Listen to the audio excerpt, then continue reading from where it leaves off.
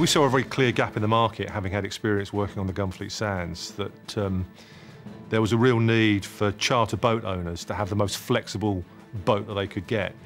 And as a naval architect, it was fantastic to be able to go out to an offshore wind farm and understand what makes these boats tick.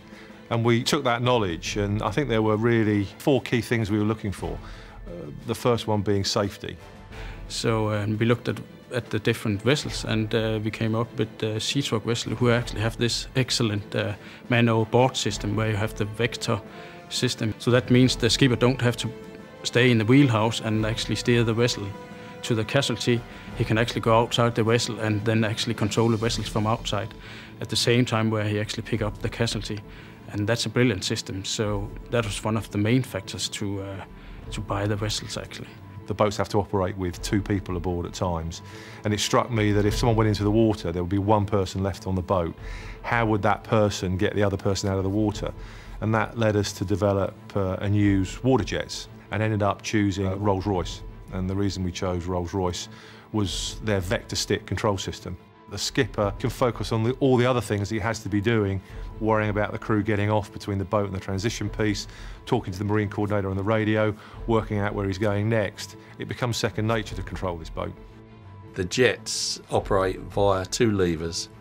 One is your throttle, and the other one basically is your tiller. You flick a switch and the throttle then becomes a joystick, and the boat will go wherever you put it. So if you want to go sideways, you put it to the side you want to go, and she goes. We ended up choosing composites really for several reasons. One is it drives out weight, but the other thing it gives us is a very tough structure. It's a workboat. We have to come up against steel structures, and it's got to be tough. And resin infusion, which is the method we chose over aluminium, gives us the lightest, toughest, most cost-effective material. We're probably 5 knots faster than our aluminium competitor. And significantly, we use about half the horsepower of an aluminium boat. It makes it a much more cost-effective boat. A lot of the vessels you see out there are with very big engines, and they burn a lot of fuel every day, where we come out actually, and we have calculated up to 400 pounds a day, we can save, compared to a normal aluminium vessel.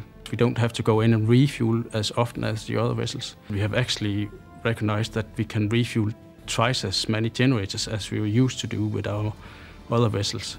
So that's a big advantage for us, and as well our customer. She's got so much power that none of the tides will cause her a problem. All round, she's probably the best equipped and power to weight ratio boat that there is.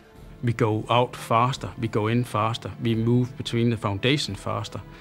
So you save an hour in the day, and that means that you can work an extra hour that day. And again, to the customer, they will get more out of it.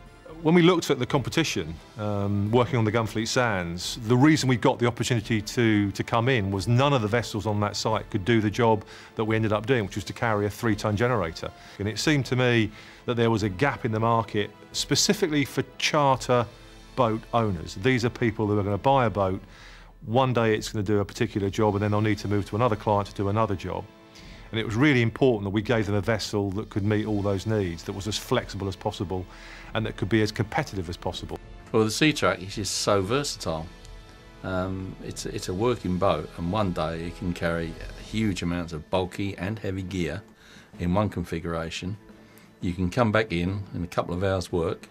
You can change the boat, so the next day you can take out 12 engineers ready to go up the towers with all their gear in perfect safety and comfort. The modules that we put on the back can be for fueling. We can carry a huge amount of fuel, or some days you require to have the foredeck clear so that we can use the cranes that are all fitted to the wind farm. You can offload and load in various places. It's just such a versatile boat. We never know what's around the corner, so you can say one contract we have one task, and another contract we have another task. So actually with this flexible system we can rebuild the boat within hours. So instead of the contractor have to rent in maybe 2 boats, they can actually use our boats for a different purpose from day to day. So one day we can go out with passengers. The day after, if it's needs for survey, we can actually go out and do the survey the day after. In that way, we are more cost effective for the customer. I think for the charter boat skipper, there is one choice now. Is it with a boat that can do just one job, maybe carry 2 or 3 tons, or is it with a boat that can do a whole number of jobs, carrying some 20 tons, and actually saving the client £400 a day? So for similar money to the aluminium single roll competitor, we can save the client money as well as offer a much better service, a much more cost-effective service.